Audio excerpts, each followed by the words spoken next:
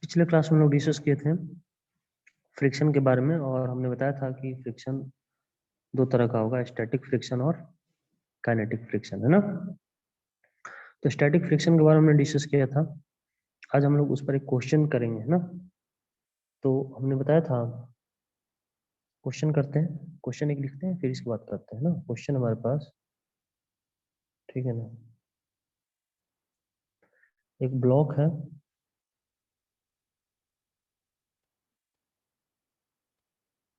इसका वेट है 5 kg,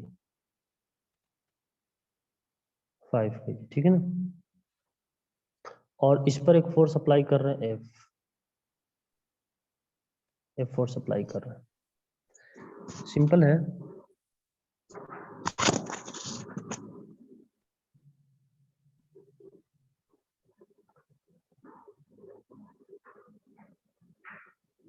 coefficient of friction दिया हुआ है, कोफिशिएंट ऑफ फ्रिक्शन दिया हुआ है ना।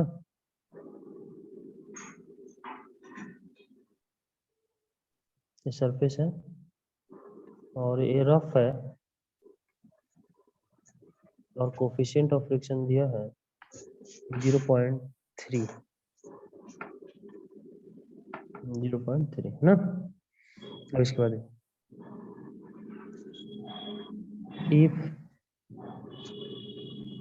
if block is pulled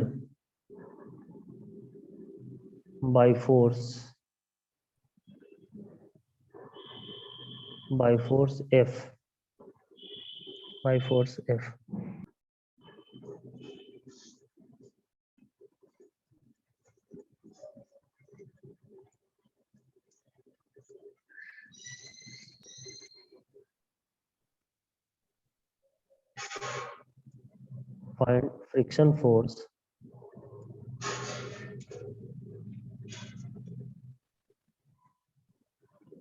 friction force if A part में है F इजिकल टू एक मिनट होल्ड करना।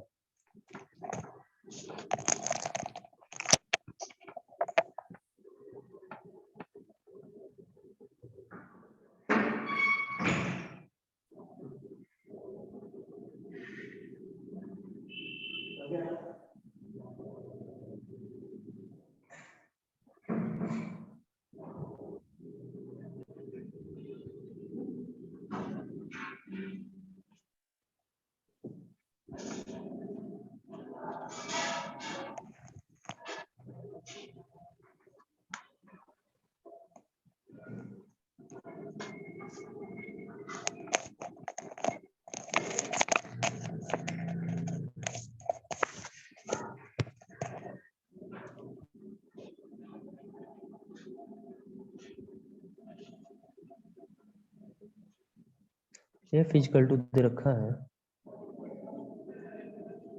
10 न्यूटन, और बी पार्ट में हम लोग F इजिकल टू 20 न्यूटन, ठीक है ना। ऐसे दे रखा है, ठीक है भाई।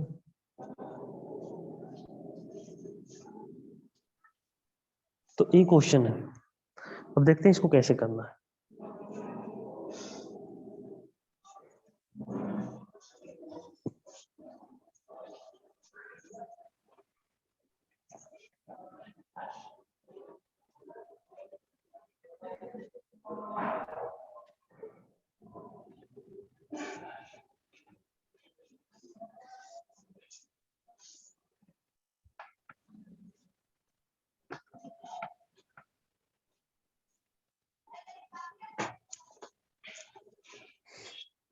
सबने क्वेश्चन नोट कर लिया होगा, अब इसका सोल्यूशन करते हैं। बहुत सिंपल है,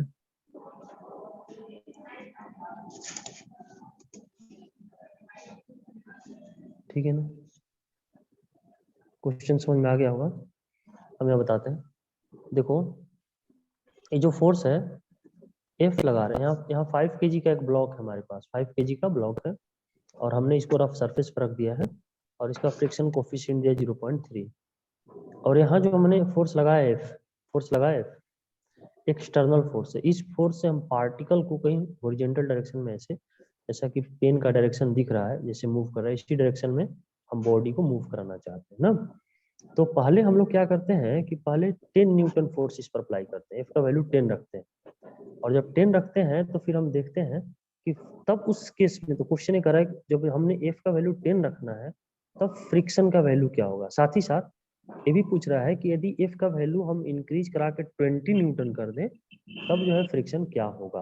क्वेश्चन ही है, हम उम्मीद है क्वेश्चन समझ में आ गया होगा, है ना। अगर किसी को डाउट है तो पूछ सकते हो।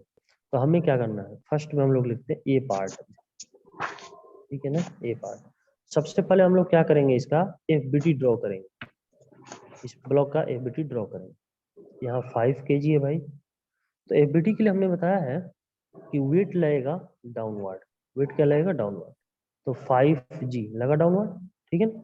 साथ ही साथ नॉर्मल जो लगेगा इसके जस्ट अपोजिट लगेगा नॉर्मल 10, हमने बताया था नॉर्मल एन अपोजिट लगेगा, है ना। फ्रिक्शन फोर्स जो लगेगा एक्सटर्नल फोर्स इधर लग रहा है एफ का वैल्यू, ठीक है। तो अगर एक्सटर्नल फोर्स इधर लग रहा है तो फ्रिक्शन किधर लगेगा, जिस डायरेक्शन में पार्टिकल, मैंने बताया था जिस डायरेक्शन में पार्टिकल मूव करेगा या मूव करने की टेंडेंसी रखेगा तो यहाँ पार्ट उसके अपोजिट में लगेगा। वेरी गुड, बहुत अच्छा, इस डायरेक्शन में फ्रिक्शन लगेगा भाई, है ना। अब हम यहाँ फ्रिक्शन का वैल्यू निकाल सकते हैं। एफ इजिकल टू फार्मूला पिछले क्लास में बताया था म्यू इंटू एन, याद होगा म्यू इंटू एन, है ना। अब म्यू का वैल्यू दिया हुआ है क्वेश्चन में कितना 0.3, और एन का वैल्यू देखो यहाँ, एन का वैल्यू कितने के बराबर है 5g के बराबर, एन की जगह पर रख लेंगे 5g, है ना भाई। तो हो जाएगा 0.3 इंटू 5 और जी का वैल्यू होता है 10, तो टोटल आता है 15 न्यूटन। कितना आ गया 15 न्यूटन, ठीक है ना। तो फ्रिक्शन फोर्स हमको निकल गया, कितना फ्रिक्शन फोर्स निकला 15 न्यूटन, है ना। अब हम लोग देखेंगे कि ये जो हमारे पास है हम कितना फोर्स अप्लाई कर रहे हैं, यहाँ लिखते हैं, देखो यहाँ लिख लेते हैं, ठीक है ना। यहाँ अब देखो ए पार्ट में कह रहा है टोटल फ्रिक्शन इसके पास कितना होगा 15 न्यूटन। ए पार्ट में हम यहाँ फिगर बनाते हैं और समझना, ए पार्ट में यहाँ जो 5 kg ब्लॉक है, 5 kg ब्लॉक है, इस पर इधर कितना लगा 10 न्यूटन, यानी ये 10 न्यूटन की वजह से पार्टिकल मोशन में आएगा। 10 न्यूटन की वजह से, ध्यान रखना, इस 10 न्यूटन की वजह से पार्टिकल मोशन में आएगा, ठीक है। इसको हम फिर से लिख लेते हैं, इसको कट करके फिर से लिख लेते हैं 10 न्यूटन, इस 10 न्यूटन की वजह से पार्टिकल मोशन में आएगा।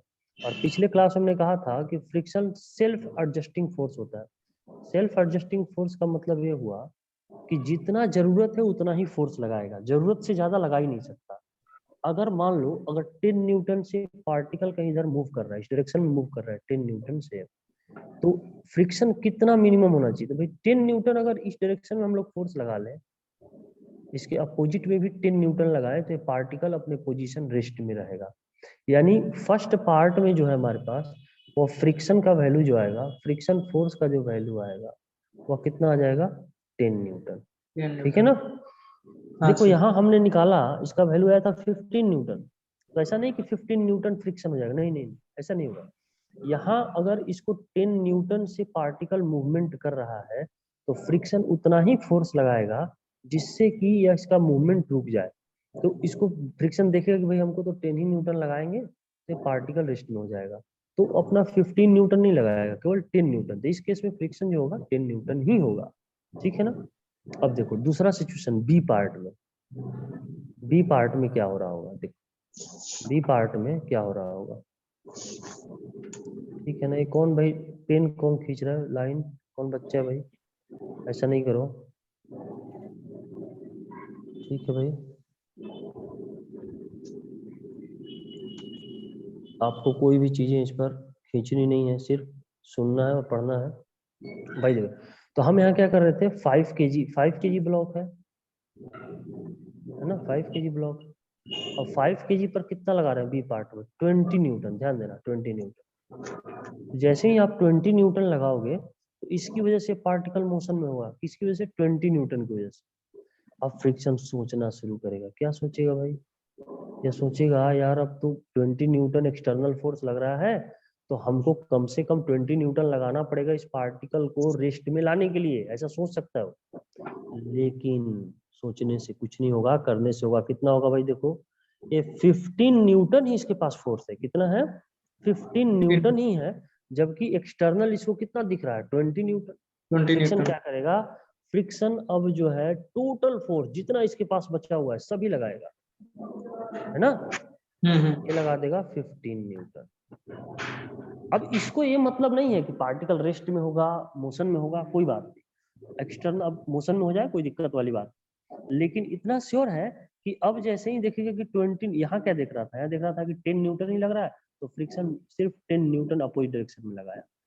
लेकिन यहाँ क्या देख रहा है कि 20 न्यूटन एक्सटर्नल आ गया, तो इसके पास जितना फोर्स है अपने फ्रिक्शन को बढ़ाएगा बढ़ाएगा बढ़ाएगा। कितना बढ़ा सकता है भाई? 15 न्यूटन।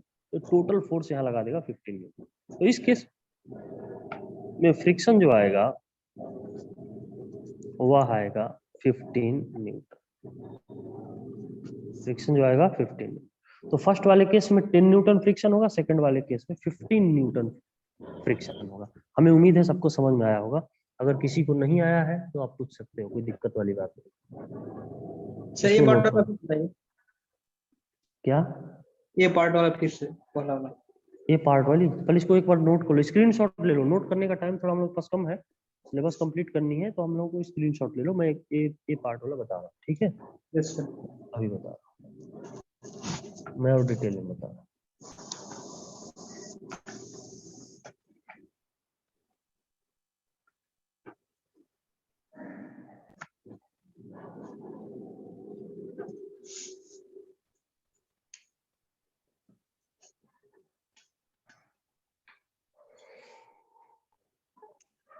ये पार्ट को अगेन एक्सप्लेन कर ले रहे हैं, कोई दिक्कत वाली बात नहीं। देखो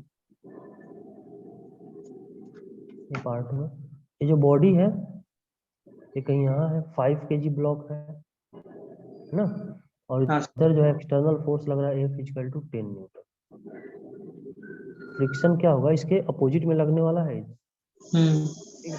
अब क्या होगा कि ये देखेगा फ्रिक्शन, देखिए सेल्फ एडजस्टिंग होता है। फ्रिक्शन क्या होता है? सेल्फ एडजस्टिंग होता है ना? सेल्फ एडजस्टिंग का मतलब कि जितना रिक्वायरमेंट है, देखेगा कि ये पार्टिकल तो मोशन में हो सकता है यदि हम फोर्स ना लगाए, फ्रिक्शन फोर्स लगाना शुरू करेंगे। फ्रिक्शन फोर्स कितना लगाएगा? अगर इसके पास टोटल फोर्स कितना है? 15 न्यूटन। टोटल फोर्स यहाँ कैलकुलेट किए 15 न्यूटन, बट ये देखेगा कि भाई 10 न्यूटन ही केवल हम अप्लाई करेंगे तो पार्टिकल रेस्ट में आ जाएगा, है ना? मतलब मोशन का अपोज कर पाएगा, जिससे कि यह मोशन का अपोज करेगा, जिससे कि पार्टिकल रेस्ट में रहेगा। तो यह केवल 10 ही न्यूटन अप्लाई करेगा, टोटल अप्लाई नहीं करेगा, केवल 10 न्यूटन। और 10 न्यूटन अप्लाई करेगा तो रेस्ट में रहेगा। तो जितना फोर्स है ना, जितना एक्सटर्नल फोर्स होगा उसी के अकॉर्डिंग फ्रिक्शन लगेगा। अगर मान लो यहाँ एग्जांपल में, तो इस केस में तो समझ में आ गया कि 10 न्यूटन क्यों अप्लाई हो रहा है यहाँ फ्रिक्शन। वो इसलिए कि फ्रिक्शन सेल्फ एडजस्टिंग फोर्स है, और सेल्फ एडजस्टिंग में वो अपने आप को एडजस्ट करेगा according to external force. External force 10 newton है तो 10 न्यूटन ही फ्रिक्शन लगेगा, opposite to the direction of tendency of motion. यानी इस केस में 10 न्यूटन आया। सेकंड केस में क्या है समझना, सेकंड केस में देखो 20 न्यूटन फोर्स लग रहा है, सेकंड में कितना लग रहा है? 20 न्यूटन। यहाँ देखो, यहाँ पे हम दिखा रहे हैं 20 न्यूटन लग रहा है ना सेकंड में। तो अब ये क्या करेगा कि अब इसके पास कितना है, जितना फोर्स है सभी लगा लेगा। यानी 15 है तो टोटल 15 लगाएगा। यानी इस केस में फ्रिक्शन जो आएगा वो 15 आएगा।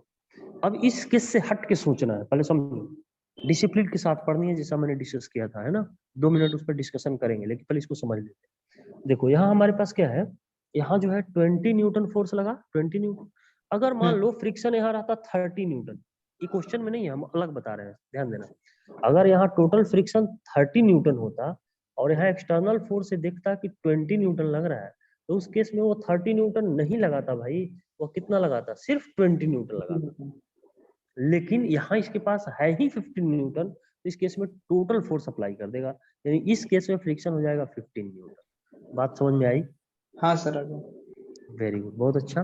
तो मैंने कहा था पिछले क्लास में भी डिस्कस किया था कि डिसिप्लिन के साथ पढ़ना है, क्योंकि डिसिप्लिन मतलब है कि अगर क्लासरूम में अपन रहते हैं तो तुम लोग नजर में रहते हो, कौन लिख रहा है, कौन नहीं लिख रहा है, कौन समझ रहा है, किसका ध्यान किधर है, ये सारी चीजें। बट अभी हम लोग एक दूसरे को देख नहीं पा रहे हैं, तो हमें ये नहीं पता कि आप कैसे पढ़ रहे हो ना। लेकिन आपको अपना सेल्फ डिसिप्लिन मेंटेन रखना है, सेल्फ मैनर मेंटेन रखना है। सेल्फ डिसिप्लिन, इस तरह मैं जो भी काम, जैसे मैं खुद सेल्फ डिसिप्लिन के साथ हूँ, एकदम आराम से बैठ के, इस तरह क्लासरूम में उसी तरह से एकदम पैंट शर्ट सारा पहन के एकदम अच्छे से, मतलब एक एग्जाम्पल बता रहा, उसी तरह आपको भी करना है, पेन कॉपी सारा रख के, और जैसे आप पढ़ते हो क्लासरूम में वैसे मेंटेन रखो, बिलीव करो पूरा फिजिक्स आएगा, कोई दिक्कत नहीं आएगी, 150 प्लस मार्क्स आए। बाय द वे, तो ये हम लोग कर लिए, यहाँ तक किसी को डाउट है नहीं, तो हम लोग नेक्स्ट पेज में आते हैं ना। हाँ सर। बोलो भाई, अब हम लोग जो बात करने वाले हैं नेक्स्ट में, समझना, ठीक है ना। नेक्स्ट हम लोग बात करने वाले हैं काइनेटिक फ्रिक्शन के बारे में। काइनेटिक फ्रिक्शन, काइनेटिक फ्रिक्शन, ठीक है ना। हाँ सर। अब यहाँ देखो, सिंपल है, हम यहाँ एक ब्लॉक लेते हैं, हम इसको समझना है, डिफिनीशन पर नहीं जानी सारी चीजें, कि 11th में वो चीजें नहीं है, हम लोग नीट 2022 की बात कर रहे हैं, तो उन चीजों को समझना। जैसे यहाँ हमने एक्सटर्नल फोर्स लगाया है ना, एफ हमने लगाया, हम क्या देख रहे हैं कि पार्टिकल अभी रेस्टिव में है, पार्टिकल अभी रेस्टिव, एफ को हमने इंक्रीज कराया है ना, एफ को हाँ हमने सर। इंक्रीज कराया, जैसे इंक्रीज कराया तो क्या होगा, फ्रिक्शन भी एडजस्ट करेगा अपने आप को, फ्रिक्शन भी एडजस्ट करेगा, मतलब फ्रिक्शन भी अपना फोर्स बढ़ाएगा।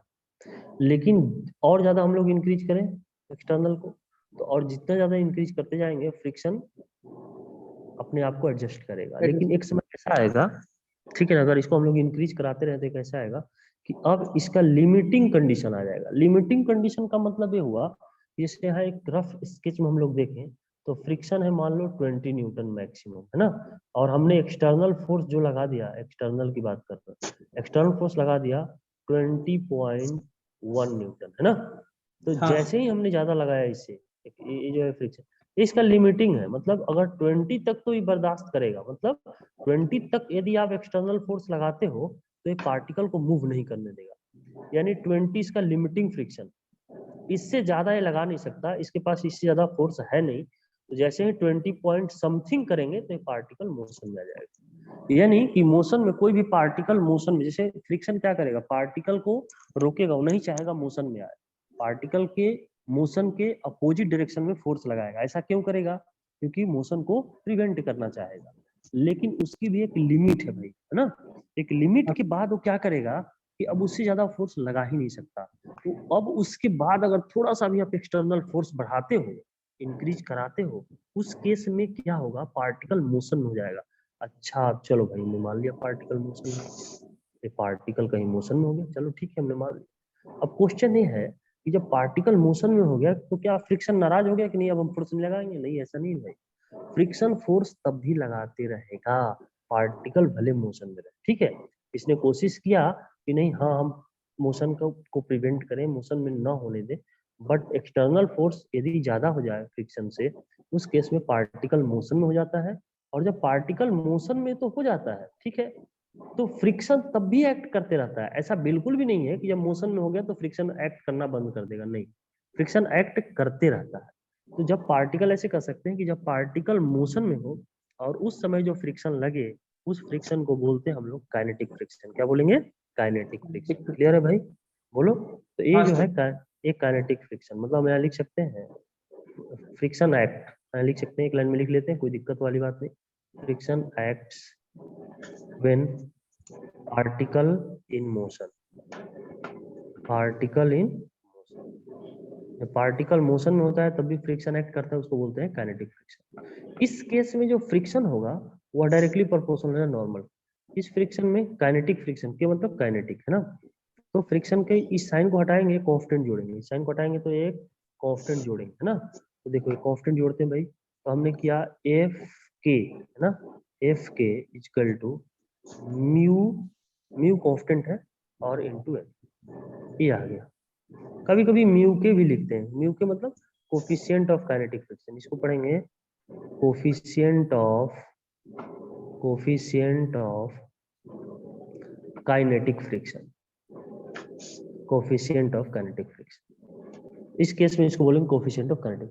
यानी देखो दोनों में तो सेम फार्मूला आ गया। देखो पिछले क्लास में हमने स्टैटिक के लिए बताया था, तो क्या बताया था हमने, हमने बताया था म्यू इंटू एन, इस केस में भी वही फार्मूला आएगा, म्यू इंटू एन। लेकिन ये दोनों में क्या डिफरेंसेज है, फार्मूला तो सेम है बट डिफरेंसेज ये है, दोनों का मतलब अलग अलग है। स्टैटिक फ्रिक्शन में क्या होगा कि पार्टिकल रेस्ट में रहेगा, मोशन में नहीं होगा। काइनेटिक फ्रिक्शन में क्या होगा, पार्टिकल मोशन में होगा, है ना। तो हमने बताया था पिछले क्लास में कि स्टैटिक फ्रिक्शन में क्या बताया था, ध्यान देना, स्टैटिक फ्रिक्शन में एनर्जी का लॉस नहीं होता है, बट काइनेटिक फ्रिक्शन में हमेशा एनर्जी का लॉस होता है। तो हम यहाँ लिखेंगे there is energy, there is always always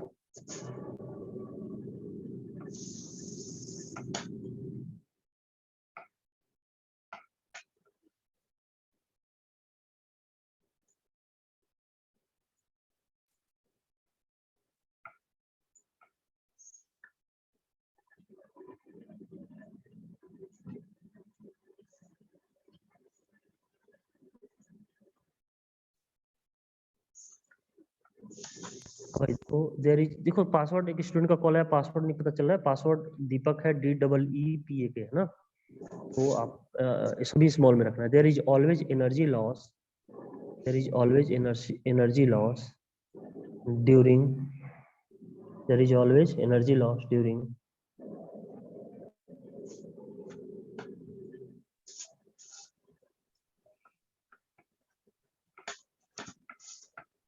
के जगह लिखना in kinetic friction, in kinetic friction, there is always energy loss in kinetic friction, है ना। अब देखते हैं किसी ने क्या किया,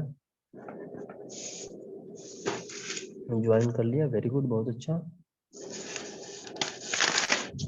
मोस्ट वेलकम भाई, है ना। तो इसको आप एक बार नोट कर लो या स्क्रीनशॉट ले लो, है ना, नोट कर लो या स्क्रीनशॉट ले लो, कोशिश करो स्क्रीनशॉट लेने की, है ना। स्क्रीनशॉट लेने से हम लोगों का टाइम बचेगा और हम लोग बेहतर कर पाएंगे।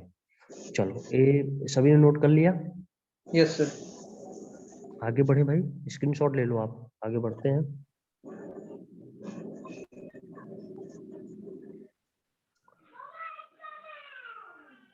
चलो, अब हम लोग जो बात करने वाले हैं बहुत सिंपल है।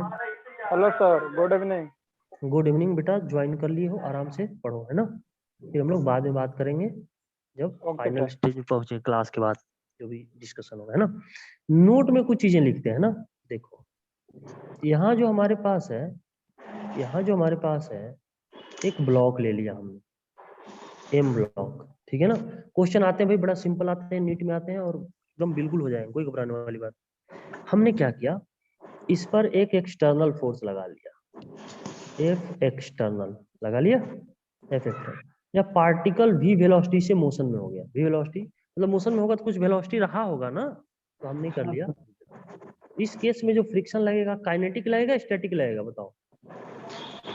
काइनेटिक लगेगा ना, मोशन में हो गया तो मोशन में काइनेटिक लगेगा। वेरी गुड, मोशन में है भाई, ठीक है ना। माइक ऑफ करो यार सब लोग। जिसका भाई माइक में दिक्कत आ रही है ना, वो अपना वो आवाज बंद कर ले, बहुत सिंपल सी बात है। अब देखो फर्स्ट में हम लोग बात करने वाले हैं, क्या समझे, अगर मान लो, ठीक है ना, F external, if first point में एफ एक्सटर्नल यदि एफ के बराबर हो जाए, मतलब एक्सटर्नल फोर्स और फ्रिक्शन फोर्स इक्वल हो जाए, एक्सटर्नल फोर्स और फ्रिक्शन फोर्स इक्वल रहे, तो क्या हो सकता है, ठीक है ना। इस केस में एक्सीलरेशन जो हो जाएगा वो जीरो हो जाएगा, ठीक है ना। एक्सीलरेशन क्या होगा, वह जीरो होगा।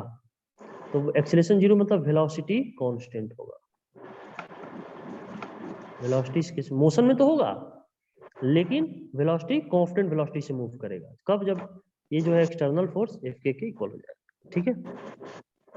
अब देखो दूसरा क्या हो सकता है, दूसरा क्या हो सकता है, समझो, एफ एक्सटर्नल ग्रेटर हो जाए एफ के से, मतलब फ्रिक्शन से ज्यादा हो जाए, ठीक है ना। तो इस केस में एक्सीलरेशन आएगा, acceleration of block, acceleration of block क्या होगा समझना, ये जो हो जाएगा एफ एक्सटर्नल माइनस एफ के और डिवाइडेड बाई मास एम, ये ध्यान रखना है फार्मूला, ठीक है ना। उसी तरह थर्ड में हम लोग बात करें, ठीक है ना, यदि एफ एक्सटर्नल, ठीक है ना, यदि एफ एक्सटर्नल लेस हो जाए एफ के से, ठीक है ना, एफ के से, तो इस केस में क्या हो जाएगा, ए ब्लॉक का जो होगा इसमें भी आएगा, बट ए रिटार्डेशन होगा, क्या होगा, रिटार्डेशन। और रिटार्डेशन का वैल्यू क्या आएगा समझना, बहुत ही सिंपल है, एफ के माइनस एफ एक्सटर्नल और डिवाइड बाई मास एम, है ना, ये हो जाएगा। हाँ, एफ के minus F x by m, ये रिटार्डेशन होगा। चलो हम एक बार फिर से इसको बताएंगे। फिफ्थ में हमने लिखा, सॉरी फोर, थर्ड के बाद फोर में, 1 2 3 फोर्थ में, फोर्थ हम लोग क्या लिखना है, यदि एफ एक्सटर्नल 0 हो जाए ना, एफ एक्सटर्नल, एफ एक्सटर्नल यदि 0 हो जाए तो क्या होगा, तो इस केस में रिटार्डेशन ही होगा। क्या होगा, रिटार्डेशन होगा। और रिटार्डेशन का वैल्यू जो आएगा, ये बहुत इंपॉर्टेंट है, कई बार इस पर क्वेश्चन पूछे गए हैं। रिटार्डेशन ए का जो वैल्यू आएगा वह एफ के बाई एम आ जाएगा, एफ के बाई एम। तो एफ के का वैल्यू क्या है, mu into m g, mu into N होता है ना, एन की जगह एम जी और डिवाइड बाई एम, तो क्या आ जाएगा, एम एम कैंसल, तो आ जाएगा म्यू इंटू जी। ये इंपॉर्टेंट रिलेशन है, एक्सीलरेशन जो आएगा म्यू इंटू जी, और एक कांस्टेंट होगा, ये क्या होगा, कांस्टेंट होगा। कांस्टेंट होने का क्या मतलब हुआ कि इक्वेशन ऑफ मोशन में अप्लाई कर सकते हो। इक्वेशन ऑफ मोशन क्या हुआ, v equal to u, kinematics का जो इक्वेशन था, v equal to u plus a t, है ना, s equal to u t half a t square में फार्मूला अप्लाई कर सकते हैं। तो ध्यान रखना है, एक्सटर्नल 0 हो जाए तो रिटार्डेशन होगा, इसका वैल्यू आएगा म्यू इंटू जी, ठीक है ना, यहाँ तक क्लियर है। अब यहाँ देखो बहुत सिंपल है, यदि F external F k equal हो जाए तो याद रखना एक्सीलरेशन 0 होगा और v इस केस में कांस्टेंट हो जाएगा। यदि एफ एक्सटर्नल, यहाँ एक्सटर्नल फोर्स जो अप्लाई किए, देखो यहाँ दिखा रहा है, ठीक है ना, यहाँ दिखा रहा है, यहाँ एक्सटर्नल फोर्स जो अप्लाई किए, हम पेन चला रहे हैं, देखो एफ एक्सटर्नल फोर्स जो अप्लाई किए हुए भाई, यदि काइनेटिक फ्रिक्शन से ज्यादा हो तो ब्लॉक में एक्सीलरेशन आएगा। और एक्सीलरेशन का यदि वैल्यू पूछता है तो हम लोग इस फार्मूला से निकालेंगे, एफ एक्सटर्नल माइनस एफ के। नेट फोर्स क्या आएगा, ए इक्वल टू क्या होगा, एफ बाई एम। तो नेट फोर्स क्या होगा, ए ज्यादा है, एफ एक्सटर्नल ज्यादा है और एक कम है, तो नेट फोर्स क्या होता है, maximum force minus minimum force, F external minus F के बाई एम, तो ये आ जाएगा हमारे पास, ठीक है ना। अब उसी तरह से देखो यहाँ थर्ड में देखो, बहुत ध्यान से देखना, एफ एक्सटर्नल यदि लेस हो जाए, एफ एक्सटर्नल ए लेस हो जाए और ये ज्यादा हो जाए, यानी कि काइनेटिक फ्रिक्शन ज्यादा हो जाए, इस केस में जो एक्सीलरेशन जो यहाँ आ रहा था अब ये रिटार्डेशन में आ जाएगा, क्या आ जाएगा, अब रिटार्डेशन में कन्वर्ट हो जाएगा। और इसका जो वैल्यू आएगा एफ के माइनस एफ एक्सटर्नल आएगा, मतलब जो मैक्सिमम फोर्स तब इस केस में है ना, एफ के है, देखो मैक्सिमम फोर्स एफ के है, तो हम लोग जब भी एक्सीलरेशन निकालना तो maximum force minus minimum force by M, maximum F के minus F external by M, ठीक है। तो इस केस में हमारे पास ये रिटार्डेशन की तरह वर्क करेगा। अच्छा, थर्ड में हमने बताया, फोर्थ में एफ एक्सटर्नल यदि 0 हो जाए, एफ एक्सटर्नल को भाई 0 कर लो, तो रिटार्डेशन आएगा ए का वैल्यू, और ए का वैल्यू हम लोग लिखेंगे फोर्स अपॉन मास। क्या लिखेंगे, फोर्स अपॉन मास। फोर्स कितना दिख रहा है, म्यू एम जी, एफ के मतलब म्यू इंटू एन, एन की जगह एम जी कर लेंगे ना, यहाँ देखो यहाँ एन है ना, और ए, और इधर हो जाएगा एम जी, ठीक है। तो N equal to mu N, N की जगह एम जी रखो, एम एम कैंसल, तो म्यू इंटू जी, तो ये हमारे पास रिटार्डेशन ए का वैल्यू आएगा। क्लियर है, यस बोलो। तो ये फार्मूला हमको ध्यान रखना है, जब एफ एक्सटर्नल होगा तब एक्सीलरेशन होगा, एफ एक्सटर्नल जब कम होगा तो रिटार्डेशन होगा, और जब एफ एक्सटर्नल 0 होगा तो रिटार्डेशन होगा, उसका वैल्यू म्यू जी के बराबर आएगा। यहाँ तक सबको क्लियर है, हमें उम्मीद है सबको समझ में आया होगा, किसी को डाउट है तो पूछ सकते हैं, ठीक है भाई। इसका स्क्रीनशॉट ले लो सारे लोग, एक मिनट चेक करता हूँ किसको डाउट है तो। साउंड नहीं आ रही, साउंड नहीं आ रही है क्या मेरी, आ रही सर। भाई साउंड क्यों नहीं आ रही, आप आपके अगल बगल में साउंड कुछ ऐसा होगा ना जो डिस्टरबेंस कर रहा हो, तो आप उसको बंद करा लो। आवाज तो आनी ही चाहिए, हमें यही लग रहा है, क्योंकि आवाज तो दिखाई सुनाई दे रहा है सबको। अब देखो अब आ रही होगी, अब आ रही है, मैंने भी यस साउंड बढ़ा लिया थोड़ा अपना। वेरी गुड, बहुत अच्छा। तो भाई सब लोग इसका स्क्रीनशॉट ले लो, स्क्रीनशॉट लो, फिर आगे बढ़ते हैं ना। ठीक सर।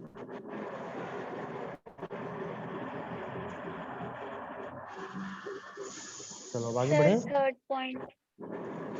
थर्ड पॉइंट में देखो, थर्ड पॉइंट में एफ एक्सटर्नल एफ के से कम हो जाए, मतलब ये देखो यहाँ से, यहाँ देखो, यहाँ जो हम फोर्स लगा रहे हैं भाई, आवाज किसकी आ रही है, घर घर की जो आवाज है, थोड़ा सा उसको कम कर लो भाई, अपना साउंड बंद कर लो, है ना, अपना साउंड तभी ओपन करो जब पूछना हो, है ना।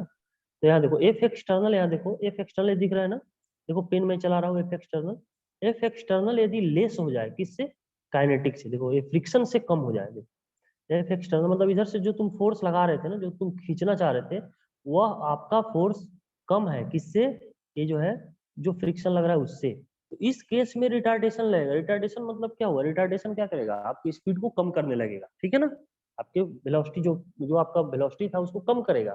तो यदि रिटार्डेशन का वैल्यू निकालना हो कि रिटार्डेशन कितना होगा, तो उस केस में हम लोग ये फार्मूला लगाएंगे।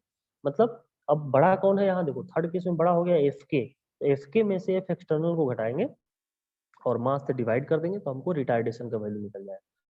और हमने बताया रिटार्डेशन क्या होता है, रिटार्डेशन होता है जो वेलोसिटी को डिक्रीज कराता है टाइम के साथ, ठीक है ना, ये चीज हो जाएगी।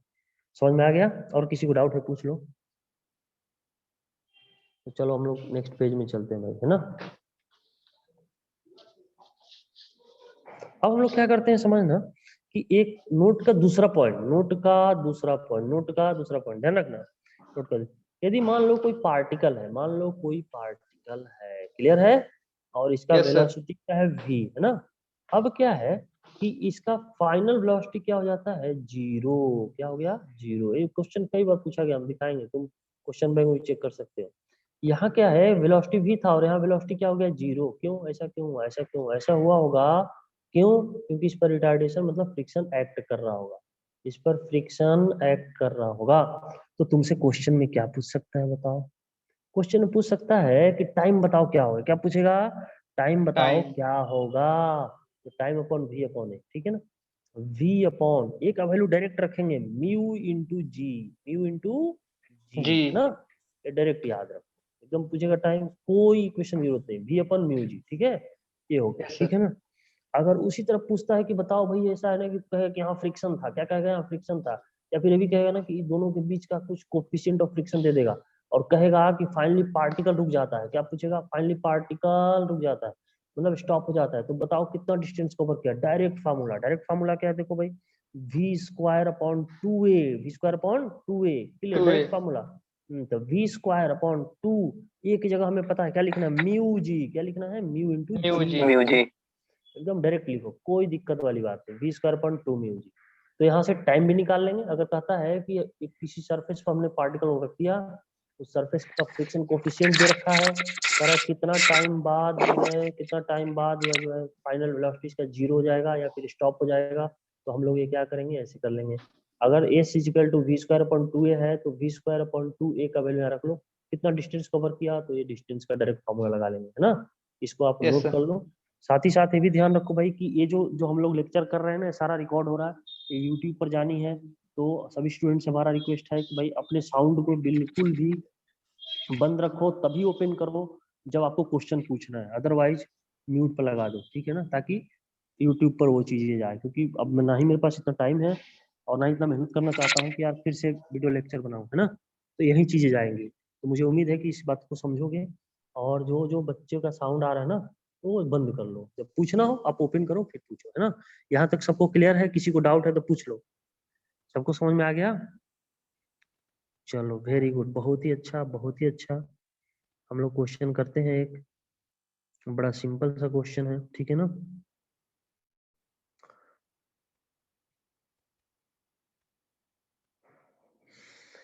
क्वेश्चन है, क्या लिखते हैं, क्वेश्चन लिख लेते हैं, कोई दिक्कत वाली बात नहीं है। कंसीडर आकार, ये सबसे हो जाएगा, consider consider moving on straight road, moving on straight moving on straight road with speed of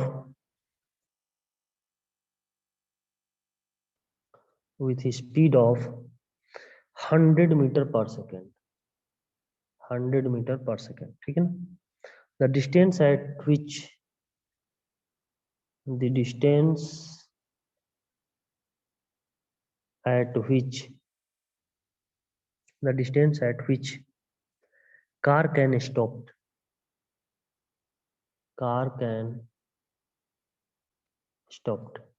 और म्यू के दिया हुआ है, म्यू के का वैल्यू दिया है 0.5, और ये सबसे हो जाना चाहिए। फर्स्ट ऑप्शन में जो दिया है वो दिया है 100 मीटर, सेकेंड ऑप्शन में जो दिया है वो दिया है 400 मीटर, थर्ड ऑप्शन में जो दिया है वो दिया है 800 मीटर, है ना। और फोर्थ ऑप्शन में जो दिया है वो दिया है 1000 है शायद, 1000 मीटर, ठीक है ना।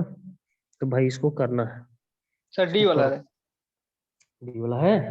वेरी गुड भाई, वेरी गुड। अब समझ में आया, अब समझ में आया ना यस सर। कि कैसे करना है। बहुत सिंपल चीजें हैं, बहुत सिंपल चीजें। ठीक है भाई, यहाँ तक सभी को समझ में आ गया होगा। तो भाई इसका स्क्रीनशॉट ले लो, क्वेश्चन को ओपन करते हैं।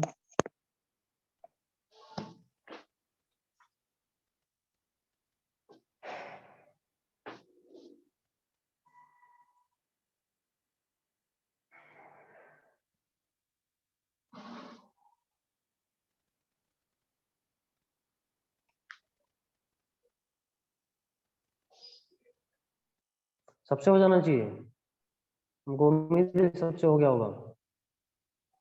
चलो देखते हैं। तो यहाँ देखो हमारे पास क्या है, इसको हटाते हैं, यही लिख देते हैं सोल्यूशन, है ना। ये तो नोट कर ही लिया होगा तुम लोगों ने, सोल्यूशन। क्वेश्चन वही है जो हमने बताया था। यहाँ एक कार है, कार ले लो, ठीक है ना। यह मूव कर रहा है कितना, v इक्वल टू 100 मीटर पर सेकंड से। अब कह रहा है बताओ कि कितना डिस्टेंस बाद कार स्टॉप हो जाएगा, इसका वैल्यू पूछ रहा है जब इसका फाइनल वेलोसिटी 0 हो जाए।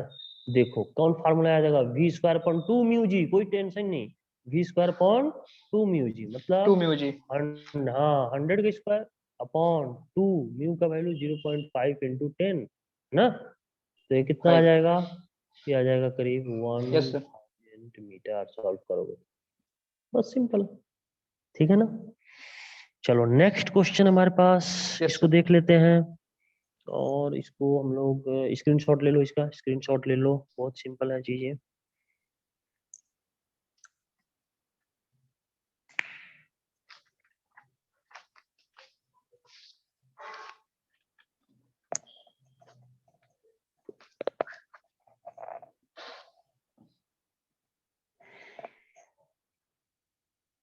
अगला पेज में चलते हैं भाई। चलो अब हम लोग जो बात करने वाले हैं उसमें हम लोग बात करेंगे, एक चीज हम लोग पढ़ लेते हैं और ये बड़ा सिंपल चीज है। जैसे मैंने बताया था, इसको पढ़ेंगे एंगल ऑफ फ्रिक्शन। एक टर्म आता है इसको बोलते हैं एंगल ऑफ फ्रिक्शन। क्या बोलेंगे, angle of, angle of friction से पहले एक चीज यहाँ देख लेते हैं ना, नोट का थर्ड पॉइंट, ये भी देख लेते हैं ना, नोट का थर्ड। Yes sir. यहाँ हमने क्या किया, एक मास है m, मास है m, है ना, मास क्या भाई m। अब हमने क्या यस करना सर। है कि हमें एक फोर्स लगाना है और पार्टिकल को रेस्ट में रखना है। हमें क्या करना है, पार्टिकल को हमने फोर्स लगाया, एक्सटर्नल फोर्स लगाया, एक्सटर्नल फोर्स लगाया, एफ एक्सटर्नल, है ना, एफ एक्सटर्नल लगाया। तो फ्रिक्शन किधर यस लगेगा सर। बताओ, friction just opposite, friction just opposite लगेगा भाई, अपोजिट। बहुत ही सिंपल। और यहाँ लगा वेट mg और नॉर्मल ऊपर, है ना, यस नॉर्मल सर। ऊपर। जो बच्चे को एफबीडी में दिक्कत होगा, घबराने की कोई बात नहीं है, वीडियो जल्दी आ जाएगा, आप उसको देख लेना। कुछ को तो मैंने बता ही दिया है, कोई दिक्कत नहीं है। देखो एफ एक्सटर्नल इधर लग रहा है तो फ्रिक्शन इसके जस्ट अपोजिट लगा, और पार्टिकल का मास सेम है mg इधर और नॉर्मल। पार्टिकल रेस्ट में, पहले वाले में क्या था, पार्टिकल मोशन में था, अभी क्या है, पार्टिकल रेस्ट में है। रेस्ट में। पार्टिकल रेस्ट में है तो क्या होगा समझो, इस केस में अगर फर्स्ट केस, इसमें फर्स्ट पॉइंट देखते हैं, इफ एफ एक्सटर्नल 0 हो, इफ एफ एक्सटर्नल क्या हो, 0 हो, तो एक्सीलरेशन इस केस में 0 होगा, एक्सीलरेशन इस केस में 0। इसी तरह सेकंड में, सेकंड पॉइंट में क्या है, यदि एफ एक्सटर्नल ग्रेटर हो जाए, एफ एक्सटर्नल ग्रेटर हो ग्रेटर। जाए किसे, एफ से, फ्रिक्शन से, इस केस में एफ एक्सटर्नल यदि ग्रेटर हो जाए, sorry sorry sorry, F external less हो जाए, इसको लेस करते हैं, एफ एक्सटर्नल लेस हो जाए एफ से, इस केस में भी एक्सेलेरेशन क्या हो जाएगा, 0। उसी जीरो। तरह हम थर्ड पॉइंट में बात करेंगे, थर्ड पॉइंट में हम लोग देख रहे हैं एफ एक्सटर्नल, एफ एक्सटर्नल, है ना, yes F sir. External is equal to friction के इक्वल हो जाए, एफ एक्सटर्नल फ्रिक्शन के इक्वल हो जाए, तो ये क्या हो जाएगा, पार्टिकल रेस्ट में ही रहेगा, सभी में रेस्ट में ही है, पार्टिकल, पार्टिकल इन रेस्ट, क्या लिख लेंगे, particle in rest, particle rest नहीं होगा, और इस केस में जब पार्टिकल रेस्ट में होगा तो इस केस में भी एक्सीलरेशन क्या हो जाएगा, 0। अब थर्ड में हम लोग ये जो लिमिटिंग का केस है, लिमिटिंग केस हम बता रहे हैं इसको। और 5 जो नेक्स्ट पॉइंट है, यदि मान लो कि एफ एक्सटर्नल ग्रेटर हो जाए फ्रिक्शन से, तो इस केस में particle is in motion, particle motion में होगा, ठीक है ना, पार्टिकल मोशन में हो जाएगा। साथ ही साथ इज की जगह विल कर ले, पार्टिकल विल इन मोशन। और इस केस में फिर हम लोग एक्सीलरेशन का वैल्यू निकालेंगे, यहाँ एक्सीलरेशन होगा, ठीक है ना, एक्सीलरेशन होगा पार्टिकल का। तो हमने क्या देखना है, समझना क्या है कि पहले हमने क्या किया था, समझो पहले हमने एफ एक्सटर्नल यहाँ 0 करे, अब पार्टिकल रेस्ट में ही है, कोई दिक्कत नहीं, जब पार्टिकल रेस्ट में तो एक्सीलरेशन 0 हो जाएगा। यदि एफ एक्सटर्नल फ्रिक्शन से कम भी हो जाए, पार्टिकल रेस्ट में है, एफ एक्सटर्नल फ्रिक्शन से कम भी हो जाए तो अभी पार्टिकल रेस्ट में रहेगा, और रेस्ट में रहेगा तो एक्सीलरेशन 0 हो जाएगा। यदि एफ एक्सटर्नल फ्रिक्शन के इक्वल हो जाए तो अब ये लिमिटिंग का केस है, देखो एफ एक्सटर्नल यदि फ्रिक्शन के इक्वल है तो लिमिटिंग केस है। अब इससे थोड़ा सा भी ज्यादा एक्सटर्नल फोर्स बढ़ाएंगे तो पार्टिकल मोशन में हो जाएगा, लेकिन जब मोशन तक में हो जाएगा। जब तक ये फ्रिक्शन के इक्वल है तब तक तो भाई रेस्ट में है, और उस केस में भी एक्सीलरेशन 0 है। और जब एफ एक्सटर्नल ग्रेटर हो जाए फ्रिक्शन से, एफ एक्सटर्नल फ्रिक्शन से ग्रेटर हो जाए, यानी ये जो फोर्स देख रहे हो ना एक्सटर्नल का, यानी हम ज्यादा फोर्स से इसको खींचने लगे तब तो ये मोशन में हो जाएगा, और तब इस केस में एक्सीलरेशन होगा। और क्या एक्सीलरेशन होगा, इससे पहले वाले केसेस में 0.2 में हमने बता दिया या फर्स्ट में बता दिया, है ना। यहाँ तक यस बात सर। क्लियर।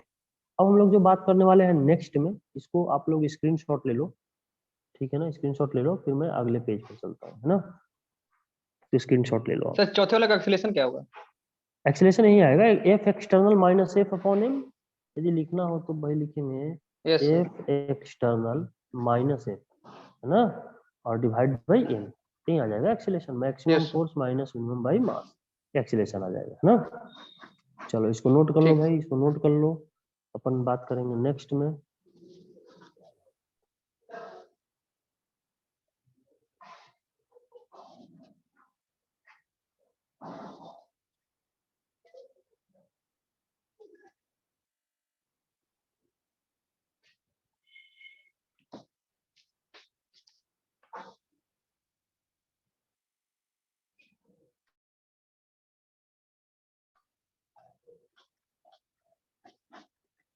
यहाँ एक पार्टिकल ले लिया, है ना, मास एम, वेट लगा एम जी, नॉर्मल फोर्स लगा आपको वाट, ठीक है ना, एबीडी सबको समझ में आ रहा, ठीक है।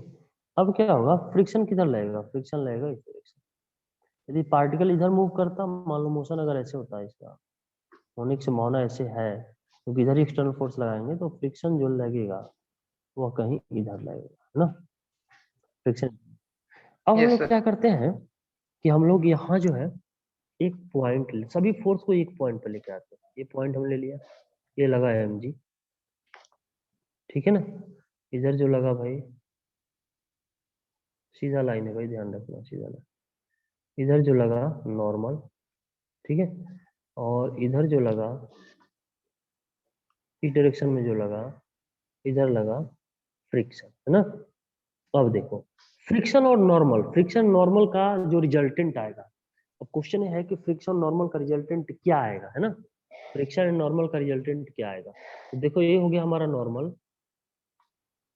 है ना, ये हो गया हमारा फ्रिक्शन। तो ये देखो पहले वेक्टर एफ एफ नॉर्मल को हमने फर्स्ट वेक्टर मान लिया, नॉर्मल क्या मान लिया, फर्स्ट वेक्टर। तो फर्स्ट वेक्टर के हेड पर सेकंड वेक्टर का टेल रख लिया, फर्स्ट वेक्टर। फर्स्ट वेक्टर के हेड पर सेकंड वेक्टर एफ है, इसका टेल रख लिया।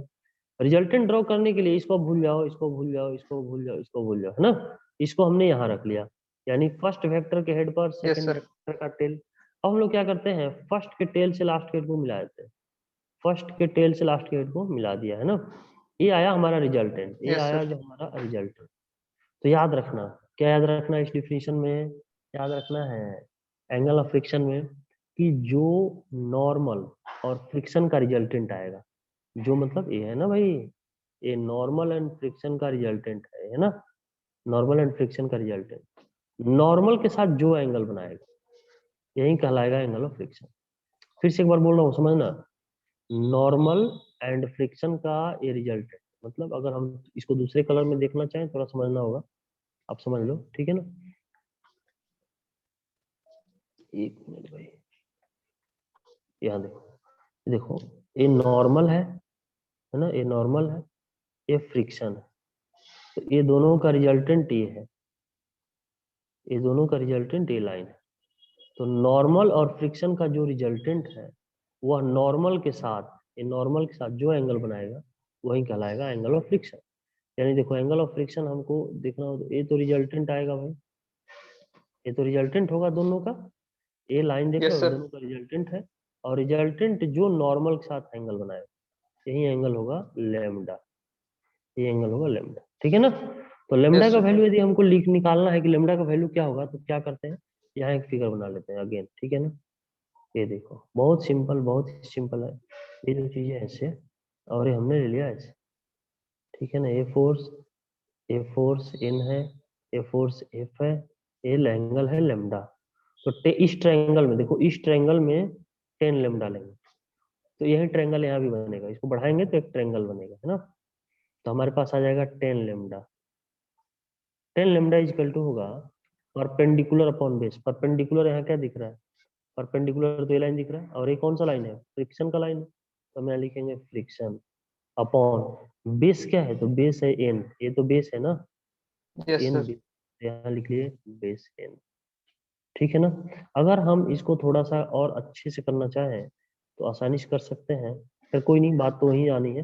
तो फ्रिक्शन का वैल्यू आ जाएगा म्यू इंटू एन। फ्रिक्शन को क्या लिखेंगे, म्यू इंटू एन, और डिवाइड बाई एन। एन और एन तो बेटा कैंसिल हो जाएगा, तो 10 लेमडा जो आएगा वो आ जाएगा म्यू के बराबर, 10 लेमडा म्यू के बराबर। तो लेमडा इजकल टू आ जाएगा 10 inverse mu, 10 inverse mu. Mu क्या है, फ्रिक्शन कोफिशिएंट है, म्यू क्या है, फ्रिक्शन कोफिशिएंट, ठीक। ठीक है ना। म्यू जो है फ्रिक्शन कोफिशिएंट। तो ये आ गया 10 म्यू, 10 इनवर्स म्यू। इसको नोट कर लो, एंगल ऑफ फ्रिक्शन को नोट कर लो, है ना। एंगल ऑफ फ्रिक्शन को आप लोग इसका स्क्रीनशॉट ले लो, है ना, यस सर। स्क्रीनशॉट। यहाँ तक किसी को डाउट है पूछो, ना घबराना है और ना ही सोचना है, जहां भी दिक्कत हो आप पूछ सकते हैं, कोई दिक्कत वाली बात नहीं, ठीक है, कोई दिक्कत वाली बात नहीं।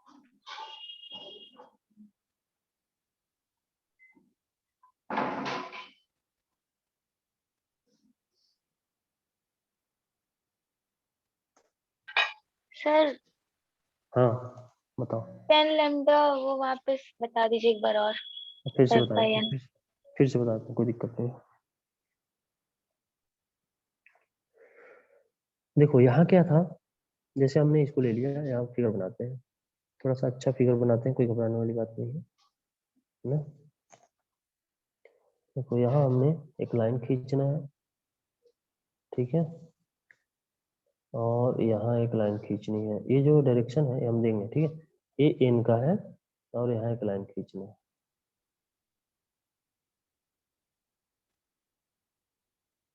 ठीक है ना। ये दोनों का रिजल्टेंट जो आएगा वो कुछ इस डायरेक्शन में आ जाएगा।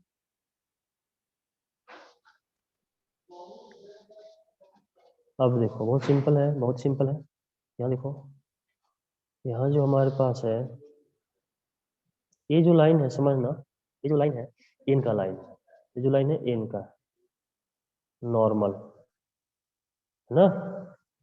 और इसके इसके हेड पर हमने फ्रिक्शन को रख लिया, मतलब फर्स्ट वेक्टर के हेड पर इस सेकंड वेक्टर का टेल रख लिया। और रिजल्टेंट ड्रॉ करने के लिए फर्स्ट के टेल से, रिजल्टेंट ड्रॉ करने के लिए फर्स्ट के टेल से, देखो, रिजल्टेंट ड्रॉ करने के लिए फर्स्ट के टेल से लास्ट के हेड को मिलाना है, क्या जाएगा हमारा रिजल्टेंट, आ जाएगा। जो रिजल्टेंट आया, ए फॉर एन का जो रिजल्टेंट आया, यही आया, यही लाइन रिजल्टेंट आया। ये रिजल्टेंट नॉर्मल के साथ जो एंगल बनाएगा लेमडा, यही कहलाएगा एंगल ऑफ फ्रिक्शन, है ना। तो अगर हम 10 लेमडा लिखें तो 10 लेमडा हो जाएगा परपेंडिकुलर, परपेंडिकुलर मतलब एफ बाई बेस, बेस का मतलब हो जाएगा एन, तो यहाँ हो जाएगा एन। तो एफ का वैल्यू हो जाएगा mu into N upon N, N और एन तो कैंसिल हो जाएगा। तो यहाँ से हमारे पास क्या आ जाएगा, हमारे पास आ जाएगा 10 लेमडा इजकल टू म्यू, नहीं, तो लेमडा निकालेंगे 10 उधर ले जाएंगे इनवर्स में हो जाएगा 10 इनवर्स में। यही चीज हम यहाँ लिखेंगे, यही समझाए, यही चीज यहाँ लिखेंगे। फिर से मैंने बता दिया। अब कोई डाउट है तो बोलो, और किसी को कहीं डाउट है तो पूछ सकते हो, किसी को कहीं भी डाउट है तो आप पूछ सकते हो, कोई घबराने वाली बात नहीं है, ठीक है ना। अब देखो सबने नोट कर लिया होगा, हमको उम्मीद है, स्क्रीनशॉट ले लिए तुम लोग, बोलो भाई स्क्रीनशॉट ले लिए। चलो अब आगे बढ़ते हैं, और आगे क्या है समझो, इसको हटा दें, अगला पेज पर चले भाई, बोलो अगला पेज पर चले। तो इसको आप लोग स्क्रीनशॉट ले लिए होंगे उम्मीद है। चलो नेक्स्ट हम लोग देखते हैं।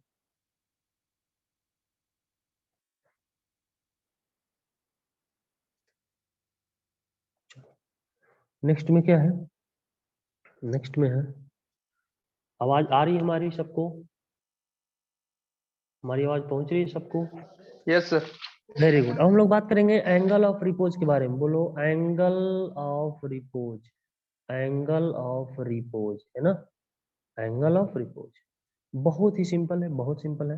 कैसे सिंपल है इसको हम लोग दिखाते हैं, बहुत आसानी से हम लोग इसको कर सकते हैं। थोड़ा फिगर अच्छा बनाएंगे, इसमें पेन टाइप में थोड़ी बहुत दिक्कत होती है फिगर को लेकर, मतलब अच्छे शायद नहीं हो पाता, बट मैं कोशिश कर रहा हूँ कि बेस्ट टाइम इन समझ में आना चाहिए ना, वो चीजें आनी चाहिए। और आप कंसंट्रेट रहोगे, डिसिप्लिन के साथ रहोगे, मैं गारंटी देता हूँ पूरी समझ में आएगी, ठीक है ना।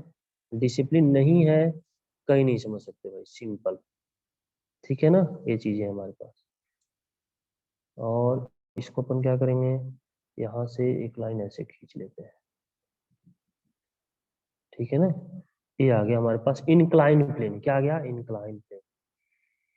सिंपल है, बहुत ही सिंपल है। देखो यहाँ हमने इंक्लाइन प्लेन ले लिया, और कुछ ना फिगर को ब्लैक टाइप कर लेते हैं, जब ऑप्शन है तो हम लोग डिफरेंट डिफरेंट फिगर में देखेंगे तो थोड़ा समझ में आएगा शायद। यहाँ हमने एक ब्लॉक ले लिया, और ब्लॉक का मास हमने रख लिया m, कुछ एंगल रहा होगा इसका थीटा, ठीक है ना। अब यहाँ देखो इसी को थोड़ा रफ में बनाते हैं तो और समझ, ये एंगल थीटा है, यहाँ ब्लॉक रख लिया है। अब हम लोग क्या करेंगे, हम चाहते हैं ब्लॉक इस पर स्लाइड करें, जस्ट स्लाइड करना शुरू करें, मतलब यह नीचे की तरफ आना शुरू करें, जस्ट बिगिन टू स्लाइड, मतलब जस्ट नीचे आना शुरू। क्या करना होगा, सिंपल, इस एंगल को बढ़ाते हैं, मतलब ये, मतलब इसको ना हम थोड़ा सा यहाँ कर लिए है ना भाई, थोड़ा सा यहाँ कर, मतलब इसको इस प्लेन में, जो ये वाली इंक्लाइन प्लेन है, इसको हम लोग इस डायरेक्शन में हम लोग बढ़ाते जा रहे हैं, ठीक है ना। अभी भी देख रहे हैं कि नहीं यार ब्लॉक तो मूव नहीं कर रहा है, हमें क्या करना होगा, थोड़ा सा और बढ़ाना होगा, इस एंगल को और बढ़ा लिया, देखो एंगल यहाँ तक था, अब एंगल यहाँ आ गया, अब एंगल यहाँ आ गया, एंगल तो बढ़ रहा है, देखो यहाँ से यहाँ आ गया, पहले यहीं तक था, पहले यहीं तक। अब क्या है, अगेन अगेन थोड़ा सा बढ़ाएंगे, तो इस केस में ब्लॉक यहाँ है, अब ये ब्लॉक जस्ट स्टार्ट किया नीचे मूव करना, तो अब यहाँ से यहाँ तक एंगल मेजर कर लिया, मान लो ये एंगल आ गया थीटा डैश, क्या आ गया, थीटा डैश। पहले क्या था, फिर से बता रहे हैं, पहले समझो, पहले था स्मॉल एंगल थीटा, हमने इस जो ये जो प्लेन है, देखो ये वाली जो प्लेन है, इसको बढ़ा रहे हैं इस डायरेक्शन में, तो पहले इस पोजीशन पर लेके आए भाई। साउंड आप अपना बंद कर लो, जो भी स्टूडेंट है बेटा साउंड बंद कर लो, साउंड बंद कर लो, आप दिक्कत आ रही है साउंड बंद कर लो, है ना। ये जो हमारे पास आया, तो ये जो हमने क्या किया, यहाँ से यहाँ ले आए, फिर यहाँ ले आए, फिर यहाँ ले आए, तो ये इस तरह से इंक्रीज कराया हमने, इसको थीटा को इंक्रीज कराया।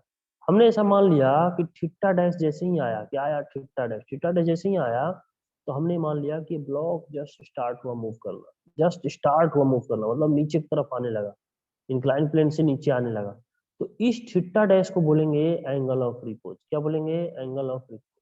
यानी क्लियर है कि एंगल ऑफ रिपोज मतलब क्या हुआ, कि जिस एंगल पर पार्टिकल इंक्लाइन प्लेन पर स्लाइड करना शुरू करे, जिस एंगल पर, एंगल मतलब क्या, इंक्लाइन प्लेन एंगल है ना, इंक्लाइन प्लेन का जो एंगल है, जिस एंगल पर पार्टिकल इंक्लाइन प्लेन पर जस्ट स्टार्ट कर रहा है मूव करना, या फिसलना, ऐसे कर सकते हो, जस्ट फिसलना स्टार्ट किया, इस एंगल को बोलेंगे एंगल ऑफ रिपोज, क्या बोलेंगे, एंगल ऑफ रिपोज।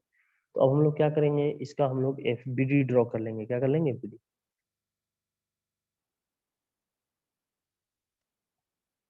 देखते हैं क्या आता है। तो पहली बात तो यह है, वेट लगना इस पर, सबको पता है, सबको पता है, क्लियर है। वेट लगेगा हमारे पास, और क्या लगेगा भाई, ठीक है ना। साथ ही साथ अगर हम इस इंक्लाइन प्लेन के परपेंडिकुलर एक लाइन खींचे, मतलब कुछ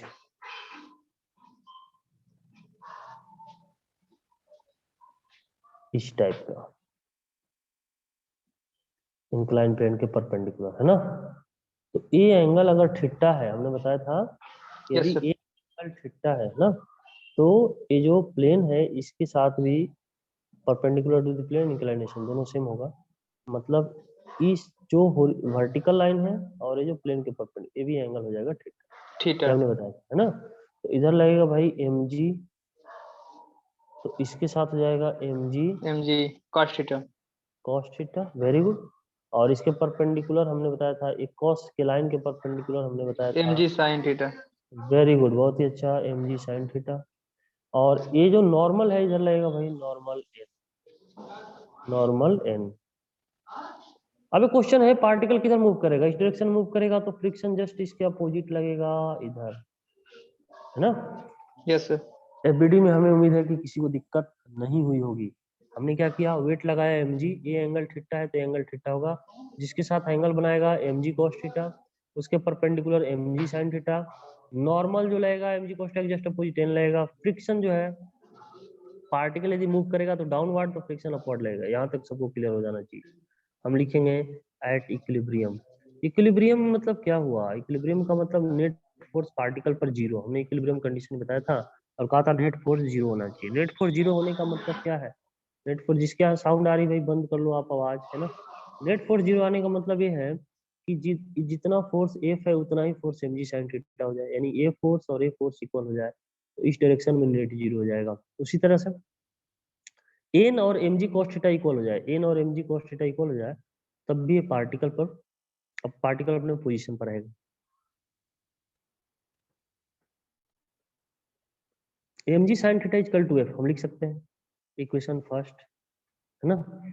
उसी तरह से एम जी कॉस थीटा लिख सकते हैं एन के बराबर, ठीक है ना, इक्वेशन सेकंड। हम ऐसा करते हैं, फर्स्ट बाई सेकंड कर देते हैं।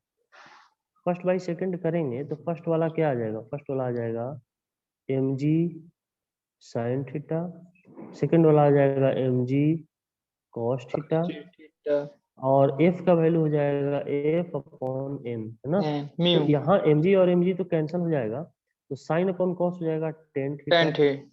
और एफ को जगह लिख सकते हैं mu into N upon N, N और एन कैंसल, तो हम लोग यहाँ थीटा को लिख सकते हैं टेन इनवर्स म्यू, म्यू। जो पहले में आया था, एंगल ऑफ फ्रिक्शन में आया था। ध्यान रखना, दोनों का सेम वैल्यू आ गया, कोई घबराने वाली बात नहीं, बट दोनों अलग अलग चीजें हैं।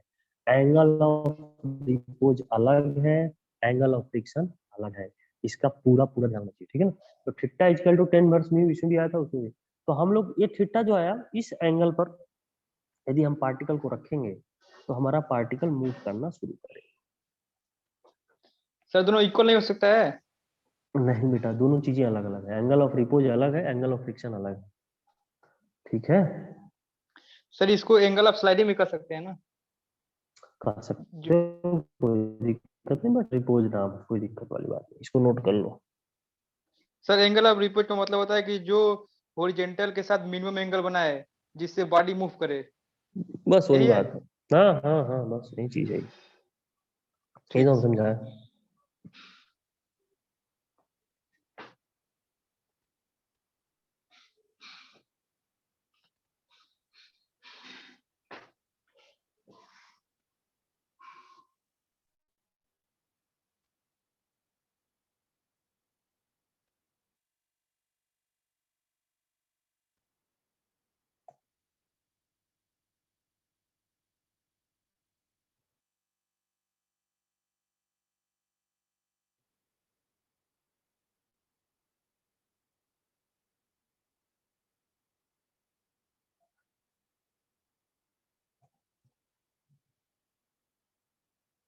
सब नोट कर लिया, बताओ।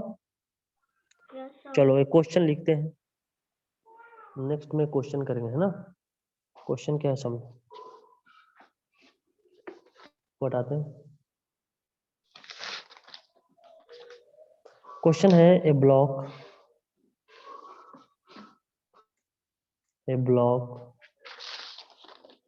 of mass 1 kg, a block of mass 1 kg lies on a horizontal surface,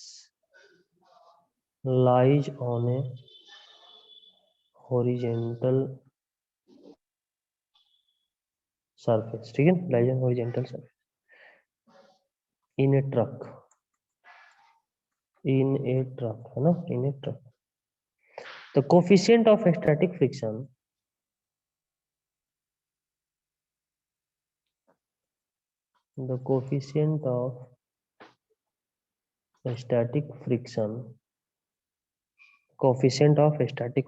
है ना, between the block and surface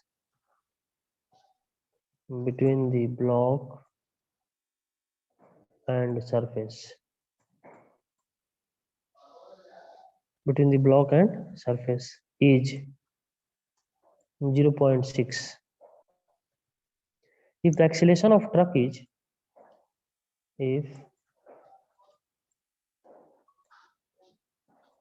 acceleration of truck is 5 meter per second square, the friction force acting on the block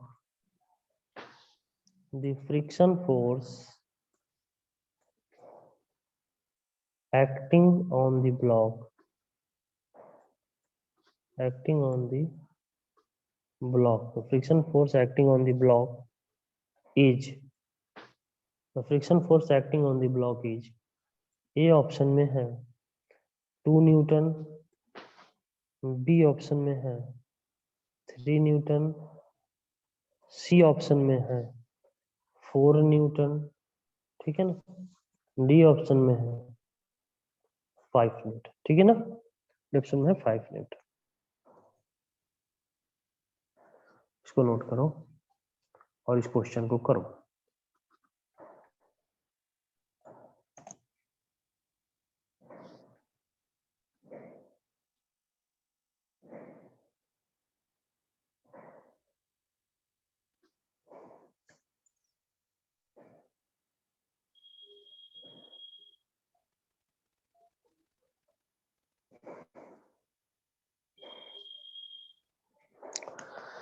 क्या हुआ बताओ, इसका solution करते हैं भाई। चलो देखो, सोल्यूशन बहुत सिंपल है। इसका सोल्यूशन देखो कैसे करेंगे।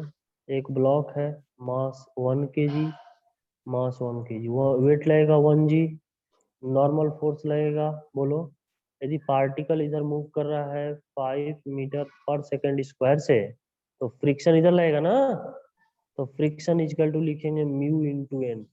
म्यू का वैल्यू हमें पता है 0.6, एन का वैल्यू, एन जो है 1 g के इक्वल हो जाएगा, तो 1 इंटू जी, 0.6 इंटू 1 इंटू 10 कितना आ जाता है 6 न्यूटन, है ना। तो फ्रिक्शन जो आ जाएगा 6 न्यूटन आएगा, ठीक है ना। Yes sir. अब क्वेश्चन ये है फ्रिक्शन, अगर मान लो ऑप्शन में 6 न्यूटन दिया रहता तो ऐसा नहीं कि 6 न्यूटन लगा के आ जाते यार, गलत हो जाता। अब हम लोग क्या देखेंगे, अब यार देखो पार्टिकल जो है और इस क्वेश्चन भाई जिसके यहाँ से आवाज आ रही है थोड़ा बंद कर लो भाई।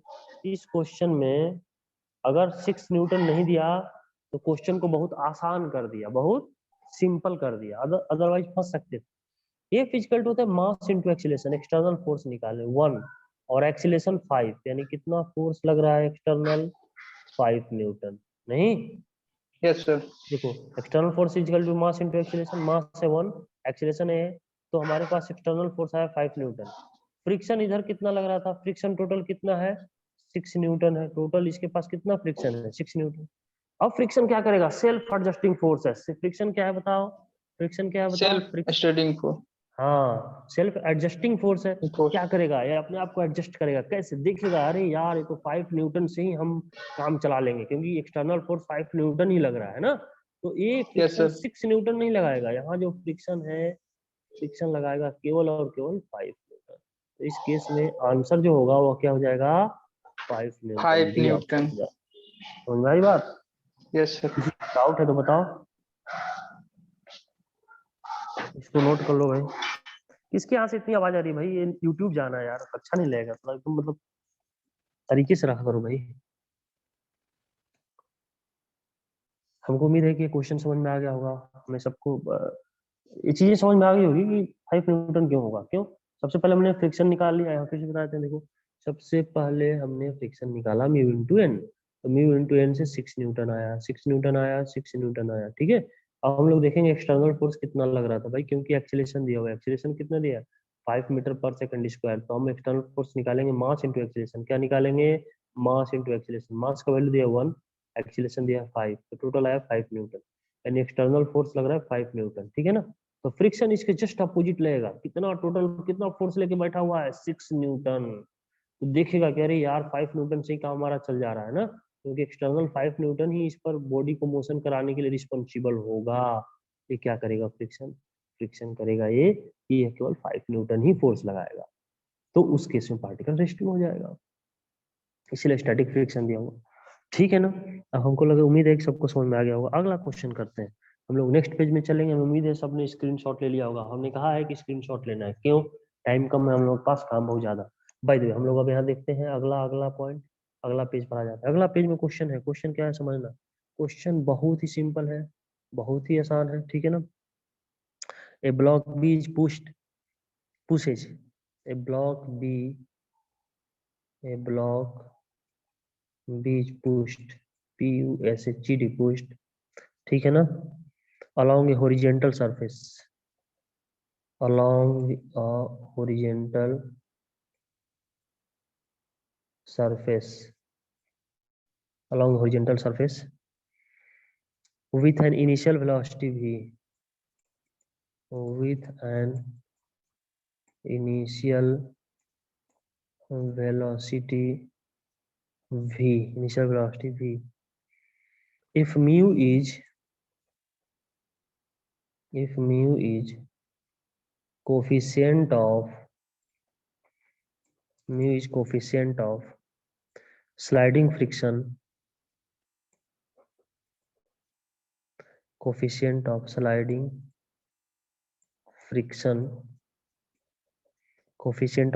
friction between B and the surface, between B and the surface,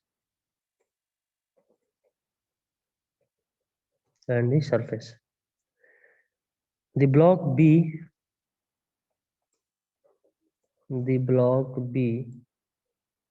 comes to rest after a time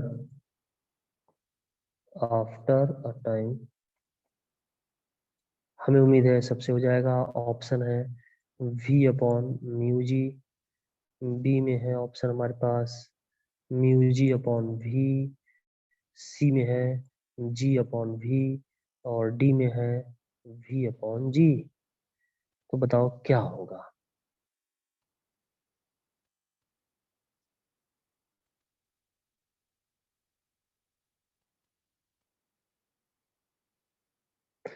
तो बताओ क्या होगा। ये हमने बताया है अभी जस्ट पहले कि कितना टाइम में पार्टिकल रेस्ट में आ जाएगा। हमने ऑप्शन में बताया था, डायरेक्ट फार्मूला यूज करना था, V अपॉन म्यू जी। देखो मैंने बताया नोट करके, यानी ये ऑप्शन क्लियर हो जाएगा, ठीक है। चलो इसको स्क्रीनशॉट ले लो। अगला क्वेश्चन करते हैं भाई, अगला क्वेश्चन करते हैं। स्क्रीनशॉट ले लो, अगला क्वेश्चन करते हैं ना। अगला क्वेश्चन क्या है, ठीक है, इसको हटाते हैं। यहाँ तक सबको समझ में आ गया? किसी को डाउट है तो चैटिंग भी कर सकते हो, हमसे पूछ भी सकते हो, कोई दिक्कत वाली बात नहीं। चैट का ऑप्शन तुम्हारे पास अवेलेबल होगा, यदि किसी को दिक्कत है पूछ सकते हो। क्लियर है यहाँ तक? Yes sir. Very good. अब आगे देखते हैं अगला क्वेश्चन क्या है। क्वेश्चन है बहुत ही सिंपल, बहुत ही simple. A block of mass, a block of mass, a block of mass 10 kg is placed on rough horizontal surface, is placed on rough horizontal surface, rough horizontal surface, ध्यान देना, rough horizontal surface having coefficient of friction, having coefficient of friction, coefficient of friction 0.5। भाई आवाज थोड़ी कम कर लो भाई, अपनी आवाज को म्यूट पर लगा लो। If horizontal force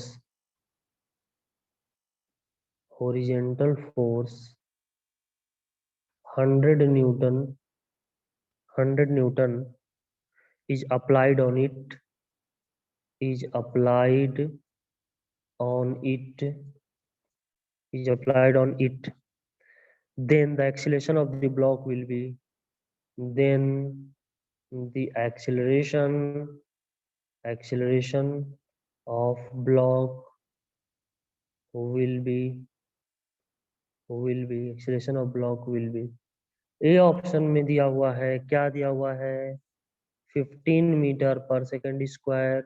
B option में दिया हुआ है 10 मीटर पर सेकंड स्क्वायर।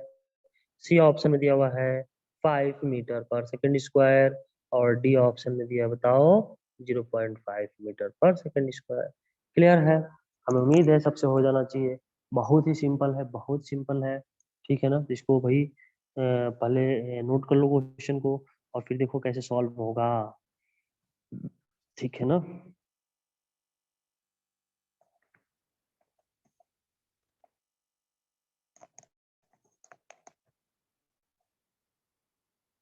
चलो देखते हैं कैसे करते हैं, देखते हैं भाई। इसको सबने नोट कर लिया होगा, हमें ऐसा लगता है ना।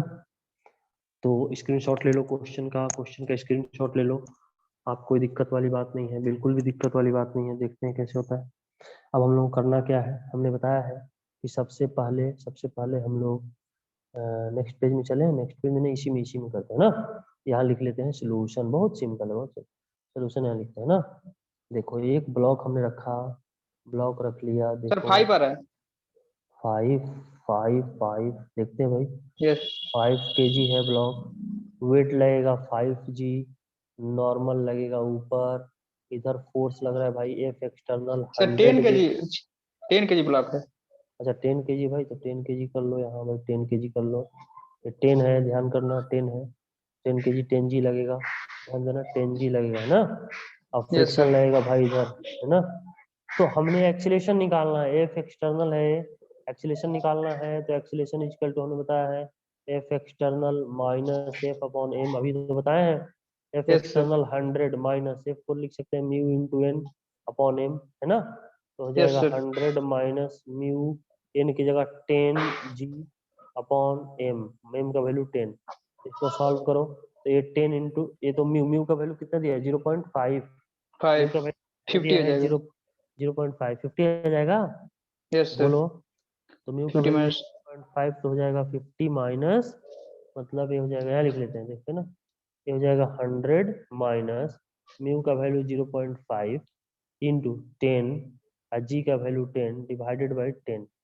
तो ये देखो 100 माइनस आई हो जाएगा 50 अपॉन 10, यानी हो जाएगा 5 मीटर 5 पर पर सेकंड स्क्वायर। क्लियर है यहाँ तक? Yes 5 sir. मीटर पर सेकंड स्क्वायर यही आ जाएगा। और ये बहुत ही सिंपल है, बहुत सिंपल है। बोलो भाई, यस सर। इसको नोट कर लो, इसको सभी लोग नोट कर लो।